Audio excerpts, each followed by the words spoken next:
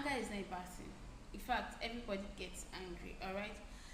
Everybody has the right to be angry, but what is most important is what we do with it. Anger actually covers a whole lot of things, frustration, pain, they are not being understood. It can actually cause a whole lot of anger.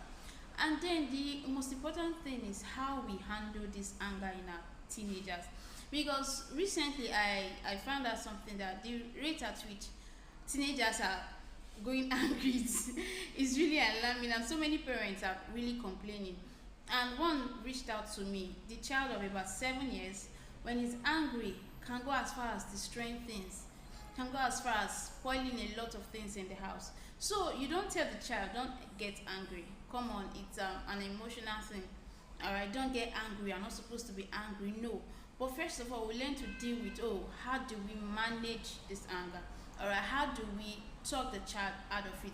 To at least to make the child understand that, I see you, I understand you, and I know what you're going through. How do we as parents, as guidance, help our teenagers, or how do we help our teenagers in managing this anger? First of all, you have to acknowledge that, hey, this girl is angry, this boy is angry.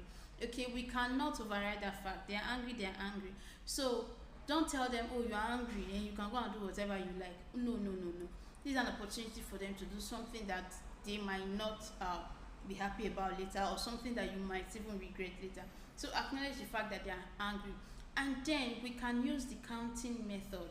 Alright? The counting method helps to reduce the anger. You can tell them, count to 10 very slowly. 1, 2, 3, and so on, very slowly. Or you can have a conversation with that. Okay, I actually like that conversation, because the child tends to tell you why they are angry. A couple of times they even tell you what they plan to do because they are angry. All right, they tell you, I was going to do this, I was going to do that. They tell you, this is why I was angry, this is what would have been done differently that would not have made me angry, this is how I would have liked it to be. Okay, with that you tend to understand your child better. Alright, so it's not a bad thing if the child is angry. Have a conversation with that child. Now, this is a disclaimer. This does not mean that you will condone every nonsense the child does. I know somebody like, Miss Candy, I'm not going to scold my child again, I'm not going to do this, I'm not going to do that. No. Alright? You don't condone nonsense. But then, having a conversation with your child is actually a more better way, a more better